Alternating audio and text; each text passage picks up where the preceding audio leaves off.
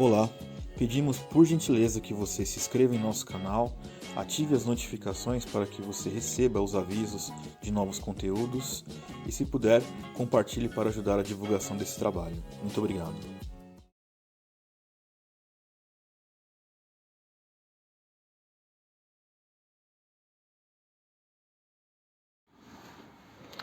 Olá pessoal, seja muito bem-vindo aqui a mais uma aula aqui do nosso curso dos 5 solas na vida do cristão.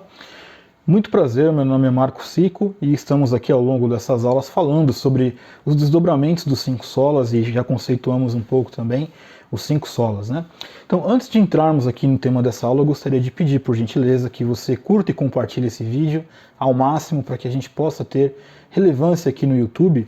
Se você tem sido abençoado com esse aprendizado, também peço, por favor, que você nos ajude, né, a divulgar. Se você se inscrever aqui no nosso canal e você ativar as notificações, toda vez que a gente colocar um curso, um devocional, algum tema, você vai ser avisado, seja por e-mail, ou no site, ou também no aplicativo. Tudo bem? Muito bem, hoje o tema dessa aula chama-se Sempre Reformando. Esse Sempre Reformando tem igrejas, né, inclusive a igreja que eu faço parte, tinha uma época que nós tínhamos o lema, né, do Igreja Reformada Sempre Reformando. Né? Não foi acunhado por nós, mas a origem disso também são os reformadores, né? E acho que faz muito sentido que nós tenhamos um cuidado de observar o que a reforma protestante foi, os contextos históricos, mas de forma cíclica nós precisamos revisitar esses pontos para que a igreja não venha se perder no meio do caminho. Né? Então eu queria ler um versículo para vocês aqui, em Jeremias 6,16, né? Assim diz o Senhor, ide às ruas, olhai e perguntai, pelos caminhos antigos, qual é o bom caminho, e andai por ele, e acharei descanso para vós, mas eles disseram, não andaremos neles, né? Aqui nesse texto nós temos Deus chamando seu povo de volta à obediência da palavra de Deus, né, da qual eles tinham abandonado. E tinham feito as mudanças necessárias, mas mudaram no sentido errado aqui no contexto do texto, né? Tinham reformado, né, as suas crenças e atitudes, mas na direção errada. O que é muito comum de nós vermos hoje é que a igreja ela precisa ter um cuidado, sim, constante de perceber se a reforma protestante nos deu a indicação para o caminho certo e para o caminho errado.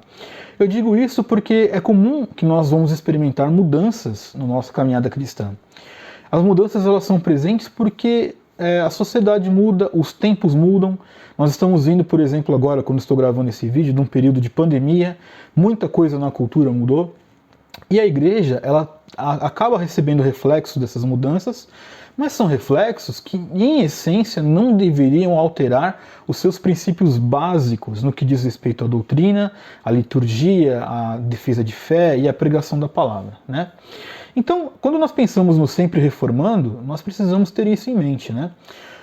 Que de forma, como eu já citei aqui, cíclica, nós precisamos de fato revisitar constantemente, periodicamente, aquilo que nos move e aquilo que nos faz ser cristãos reformados e igrejas cristãs protestantes, né?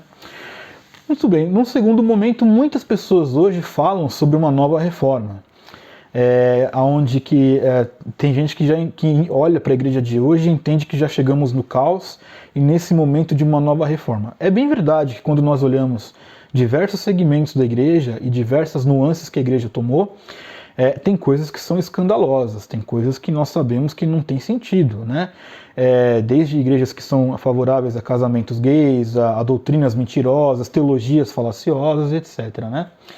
E às vezes nós também temos essa sensação de que algumas mudanças que aconteceram na igreja acabam depois, em momento futuro, levando a igreja a caminhos errados. E isso é muito sério, né?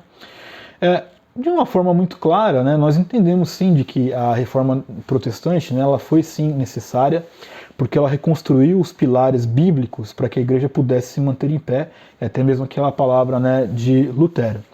Mas o contrassenso e a contrapartida é que é muito triste que ver que igrejas que também se dizem que são reformadas e que aderiram em dado momento à fé reformada, ou que receberam uma herança reformada, se perverterem nesse caminho. Vou dar um exemplo, sem citar aqui denominações, porque eu acredito que não vale a pena, né? Mas, por exemplo, uma igreja que ela tem uma tradição reformada, não coisa de um ano atrás mais ou menos, fazendo um culto solene mesmo ali, né?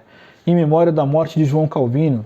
Qual é o propósito disso? É importante sabermos a história? Ok, mas um culto, né, dentro de um ambiente litúrgico é uma coisa bem questionável, né? Tem gente que acha que está tudo bem, mas eu acho que quando nós olhamos para... Acho não, né? Eu tenho um crivo bíblico, quando eu vejo a palavra de Deus, quando ela fala sobre o culto, eu não vejo uma abertura para fazermos um culto para quem quer que seja, tá? A não ser Deus, evidentemente. Falando sobre essas questões de mudanças do Sempre Reformando, né? O que talvez nós temos que levar em consideração? Que o Sempre Reformando, então, é uma revisitação necessária que a igreja tem que fazer. Se ela continua ainda baseada nos 5 solas, se a fidelidade bíblica está em dia, se somente Cristo é a verdade daquela igreja, se é pregado durante, né, as suas liturgias, os seus cultos, que a fé, né, é manifesta mediante a graça de Deus, se isso é verdade, e se tudo aquilo, inclusive as mudanças que a igreja está fazendo, se isso de fato glorifica a Deus, e este sim, eu entendo que é o crivo mais severo de todos, né? Se fala muito de viver numa sociedade, na cultura contra a cultura, mas qualquer mudança que a igreja tenha, esta mudança está de fato glorificando a Deus? Porque se sim, este é o caminho correto e é o caminho que os reformadores abriram para nós e nós perseveramos nesse caminho hoje, mais de 500 anos depois. Se isso não está glorificando a Deus, nós temos um problema. E essa análise, ela vai passar, sabe por quem? Por nós. Porque o Sempre Reformando também está diretamente ligado a nós, né?